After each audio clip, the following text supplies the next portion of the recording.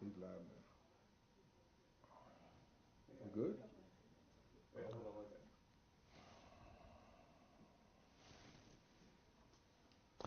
Okay, I am delighted today to have as our guest, to my mind, one of the great heroes of America today, a guy who has done probably a better job in expressing moral outrage at what has been going on in our country in recent years, and a man who has helped lead through the Moral Monday effort in North Carolina, an extraordinary biracial movement to demand justice for the people, black, white, Latino, Asian American, Native American in his own state. So it's a pleasure to welcome Reverend William Barber. Thank you, sir. And Reverend, thanks so much for being with us. Why don't I just start off and ask you, tell me a little bit, tell our viewers a little bit about what you're doing in North Carolina, why you're doing it, and what kind of impact you've had. Well, thanks, Senator. And first of all, thank you for all the work you're doing and the clarity that you're bringing in this moment. I'm president of senior lecturer now, preparers of the breach. And before I worked with the Moral Monday movement in North Carolina, we decided actually 11 years ago that there needed to be a way to create fusion politics, not populism per se, but fusion, bringing together the issue of race and class and economics under a moral agenda to basically look at policy and ask three questions. Is this constitutionally consistent? Is it morally defensible? And is it economically sane? And we did that even, actually, when Democrats went in office. But in 2013, some people hijacked it. We don't call them Republicans, we call them extremists. They hijacked the Republican Party. And in the first 50 days, they took 180 people's unemployment. They denied 500,000 people Medicaid expansion, 346,000 white, 30,000 veterans. They cut $1 billion from public education. They went after the LGBT community. They went after the Muslim community. And then in March, as we were remembering Selma, they began putting in place the framework for the worst voter suppression bill since Shelby. At that point, we said we had to go from not just regular meetings and lobbying, but to a moral Monday stance and be arrested even if they chose to. And you have had, I know, just extraordinary turnouts. And what is it, a week ago you had some 80,000 people in Raleigh? Some say upwards of 80,000. The second highest was in 2014 after we had 1,200 people that got arrested. Now watch this, 11% Republican, black and white, people from the West, on a moral agenda, saying that economics and dealing with poverty and education and health care and criminal justice reform and equal protection under the law are moral issues, whether that's constitutional morality or it's our deepest religious value. We took on the so-called religious right that we don't call religious right because we said you can't be in the public square saying the only issues are where you stand on LGBTQ issues, abortion, and prayer in the school. Okay. And you have managed to bring blacks and whites together in that effort. Is that right? I like to say we have blacks, whites, Latinos, young, old, we have rural, we have urban, we have gay, we have straight, we have Muslim and Christian and Sikh and Hindus, all coming together around in the Deep South. I want to emphasize that. This is not some phenomenon outside of the South. In the South, when we criticize the governor on his issues and the legislature dropped to 19% in the polls. He never got above 43%. And this past November, not only did we win our court case against voter suppression, North Carolina was the only state that held off the coattails of Trump. All right, I know you have been working really hard on what I see as one of the great crises that we face.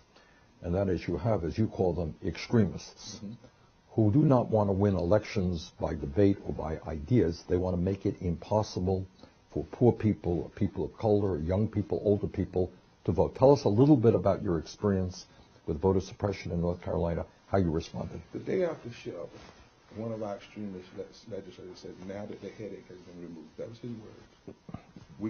Let's be clear what he meant by that. Yeah. The headache meant the Voting Rights Act, the right for all people to participate in our democracy. That quote-unquote headache was removed. And pre-clearance, which meant that before they could pass anything or remove, because the Voting Rights Act, Section 5, says you cannot retrogress. Once something is put in place, you can't take it away. After Shelby, they began to undo. Let me interrupt you until everybody knows. Shelby was a 5-4 5-4 Supreme Court decision that gutted the 1965 Civil Rights Act. out of Alabama. That Sessions, by the way, supported. Okay. And that 5-4 decision unleashed state legislatures. It gave them the freedom to pass voter suppression laws that were not pre-cleared, which meant the Justice Department didn't look at them in advance and determine whether or not they were racist. The laws would go into effect.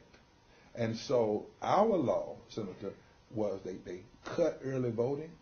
They cut early voting, cut same-day registration, passed a photo ID bill that would not even accept a college ID or a federal ID as a legitimate ID. He just told me before we were on camera that if you have a passport, United States government passport, that didn't work in North Carolina. A state issue. That's what they were trying to do, and they did. And they implemented, they did 40 changes, and we filed a suit almost within 40 minutes of them signing the bill. Took us 3 years. 3 years in the court because we didn't have the Voting Rights Act. We didn't have Section 5. We didn't have free clearance. But what that allowed, Senator, is things like this. In 2014, when one senator ran for the Senate, Tom Tillis, actually, he was the speaker that helped put this law into place. He didn't win 50% of the vote. He only won by 40,000 votes. We can track at least 75,000 that were suppressed in one study. In 2016, we had 158 less voting sites in the black community than we did in 2012. Okay, say that again. 158 fewer voting sites in the black community. In the black and poor community. We want to get that because, see, the voter suppression hurts black people. That's the target. But it also hurts poor whites. It also hurts women. I think something in the neighborhood of the 67% of women did not have the strict form of photo ID. Many whites did not use early voting, but the target is African Americans, particularly out in the South. So in Greensboro, for instance, during this election, Senator, we had 16 early voting sites in Greensboro in 2012-14. In 2016, we had one. The numbers of early voting was 66,000 votes less. Now this is after we won. This is after you won. Because the courts did not mandate that they had to keep the same number of sites. The courts just said that voter suppression law was a racist law. They call it intentional surgical racism, but they did not demand that they keep the same access in place. All right. I hope everybody is hearing what the Reverend said, because it's true in North Carolina and it's true in many, many other states in this country.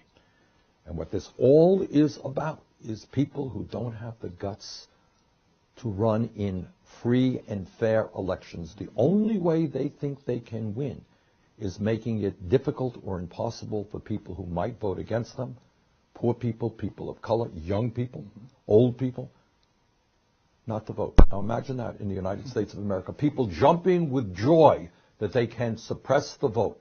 How pathetic is that? One of the federal judges asked that question. Why is it that people in North Carolina don't want people to vote? He asked it. And by the way, we won a unanimous decision. 2 white judges, 1 African American, so it's not a split decision. But because when we caught them, they had emails where they actually wrote the Department of, the Board of Election or the Department of DMV, the Division of Motor Vehicles, what is the percentage of African Americans that do not have this kind of photo ID? And then that's the kind that they demanded. Or who uses the first week of early vote? We've had, they removed sites, Senator, from campuses like Appalachian State, Winston-Salem State, North Carolina Central. This was an all-out because they know that the majority of Americans in North Carolina, when they look at it from a moral perspective, do not agree with taking people's health care, taking people's public education, taking people's voting rights, attacking the LGBT community. They can't win on the issue. And Reverend, all of this was done under the guise of voter fraud, right? Well, they claimed voter fraud, then admitted there was no voter fraud on camera. They called it the voter integrity law, which was a voter suppression law. Because the voter fraud is alive, voter suppression is alive and well. And we ended up, and the courts, once it got under the microscope of the courts, we won. And then when we won, we beat them in November. Now, we didn't endorse candidates, the moral movement. We endorsed issues. But in North Carolina, once we remove the voter suppression, Trump wins by 100,000 votes, but an African American wins the Supreme Court by 350,000 votes. First time we've had a progressive Supreme Court with two African Americans on it. We won a progressive governor, a progressive Secretary of State, a progressive AG, and a progressive auditor. And now the courts have ordered that the gerrymandering was also racist. See, that's all right, let's talk about another issue that does not get enough discussion, not only in North Carolina, but all over this country. Now, my understanding, you correct me if I'm wrong, that in fact in congressional races in the last election, Democrats ended up getting more votes in totality than Republicans, and yet Republicans dominate in the House of Representatives. How does that happen? Well, it happened, again, you've had the Senate and the House, in the U.S. Senate, U.S. House, has had since June 25th, 2013 to fix the Voting Rights Act. In other words, to fix Section 4, which is the formula, and then reignite Section 5. But without that, these state legislatures can pass redistricting laws that stack, pack, and bleach black voters. Now, what does that look like? It means in North Carolina that that they put 51% of all African American voters into 27 out of 120 House seats. Wow.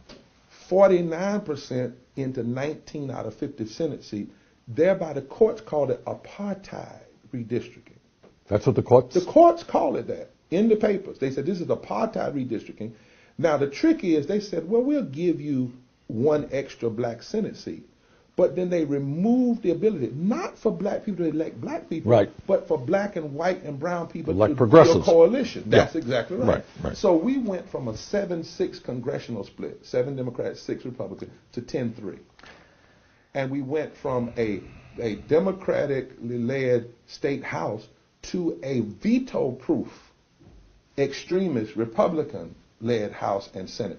Not because we lost, but because of cheating in gerrymandering. And of course, they ordered a new election this year.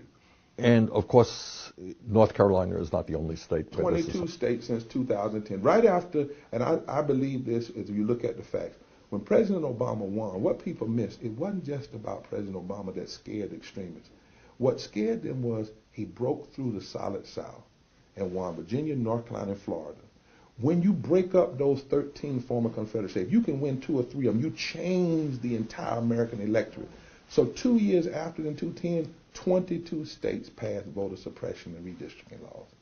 And if you look at those 22 states, I think it represents something like 254 electoral votes, 57% of African Americans, and the majority of those states are places where the black and the brown vote have increased and allow black and white fusion to happen to elect progressives. All right, 2 more questions. Number 1. As you know, the Republicans are anxious to repeal the Affordable Care Act. What will that mean in North Carolina if it was repealed? It will mean something in the neighborhood of 2 million people with pre-existing conditions. Let me get real personal. My daughter was born with a brain disorder that she had treated. She's graduated from college. She's a brilliant summa cum laude, but she lives with that brain disorder. She has a pre-existing condition. There are 2 million other North Carolinians that will not have access to health care.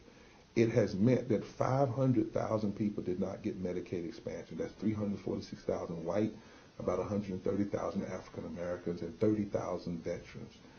It means that thousands of women will no longer have access to the kind of care that they need for breast exams, cervical exams, and prenatal care. It is probably the most immoral things I've ever seen. Dr. King said of all of the great evils was the evil attack on health care. He said that one time. And Senator, what we're trying to show people is it's not a left-right debate. This is a right versus wrong. The North Carolina Constitution says in its preamble, we hold these truths to be self-evident, that all persons are created equal, endowed by their Creator with certain inalienable rights, among which are life, liberty, and the enjoyment of the fruit of their own labor. That was put in 1868 when black and white people took over the legislature. You see, it says in Article 11, Article 11, Section 4, beneficent provision to the poor, the unfortunate, the orphan is the first duty of a Christian and civilized state. Wow. When you attack voting rights and then use that power gained by that to attack and deny living wages. 79% of North Carolinians want living wages. They won't put it on the ballot. Then you attack health care and hurt millions of people. We know for every 500,000 people denied Medicaid expansion, about 2,800 people died. Died. That's what we're talking about. And we can put a face on it, a black face on it, a Republican face on it, a white face on it, and because we need to show the people. And so for me, it's personal because when my baby came out of surgery some years ago, my prayer was to live long enough to see the system change, where if something happened to me and her mother, that she would have access to health care. And that's what happened with the affordable care. I was a universal health care person. I wanted the full, right, but at least with affordable care. And now to think, at 22 years old, 23 years old, she's now in jeopardy of going back in that category of pre-existence. It's immoral, it's ugly, it's mean-spirited, it's undemocratic, and we need to challenge it with everything we have. Last question. I think appropriately enough, your movement is based around moral Mondays. You use the word morality a whole lot. Mm-hmm. Now, in politics, we don't hear that word morality very often, but you use it appropriately so. What does that mean exactly? What kind of, when you talk about a moral movement, what are we talking about? A moral, but Dr. King said 50 years ago, at a speech at Riverside, in fact, I'm preaching the anniversary of that speech at Riverside this year. He said it's a time to break silence. He said America needed a moral revolution of values, and until she dealt with issues of racism, materialism, and militarism, we were in a moral deficit. For us, morality is this. In the Constitution, there's a basic framework of morality. First of all, we, not I. When candidates say I and I alone can save you, that's contrary to the moral values of our Constitution. There is an admittance that we're not a perfect nation. It says we're striving to be a more perfect. So it's a certain humility we should have. Then the establishment of justice, providing for the common defense, promoting the general welfare. Welfare is in the Constitution. It's not an ugly word. And domestic tranquility. Those four pillars frame what we call the moral critique. So when I look at policy, does this establish justice? Not does this establish something just for them. Does this establish justice? Does this meet the common defense of all people? Does this promote the general welfare? Does this bring domestic tranquility? That's from the constitutional side. I may not be a person of faith. As a person of faith, all of the major religions, the justice, how you treat the poor, the least of these, the children, are how nations will be judged. Not just individuals, nations. I love that great Jewish text. Isaiah 6, and of course Isaiah 58 is another, but Isaiah 6 where it says, woe unto those who legislate evil and rob the poor of their rights. The last time you heard a politician talking about the rights of the poor of their rights, and make women and children their prey. And so that's what we mean by a moral critique. That not just, LGBT and personal morality, but public morality, public policy. We often say Dr. King didn't get killed because he loved everybody. He got killed because he dared to take policy and say, how does this reflect the love that you claim to believe in? How does this reflect justice? And we think that, and we've seen a great hunger. I've traveled to 22 states since April on what's called the Moral Revival Tour with Repairers of the Breach. I traveled with Sister Simone, Dr. James Forbes used to be at Riverside, Tracy Blackman. Thousands of people came out, hundreds of clergy. 10,000 signed, Senator, on a letter we sent to Trump. When Kellyanne Conway said nobody had ever raised, we sent a letter certified of 10,000 clergy and religious at a higher ground moral agenda. Said, we'll meet with you, but not in the tower. Come to a house of worship. Good so for we you. can have a frank conversation. That hadn't happened, but there is a group of people, Senator, that are saying, just like Kennedy and Roosevelt, who was from in 1912, used the word moral, and Abraham Lincoln used the word moral, and Franklin Delano Roosevelt, as he was pushed by Francis Perkins, and Mansfield, and I could go on and on through others. We have to recover that language. Some issues are not left and right. It's about right and wrong. All right. With that, let me thank you for being here today, but more importantly, for the extraordinary work you were doing. I think the work you are doing is a model for what has to happen in this country. And I thank you so much for being Thank you here. so much, sir. Okay, thank you. Thank you for all you've done. Thank you. Okay, thank you. Thank you all.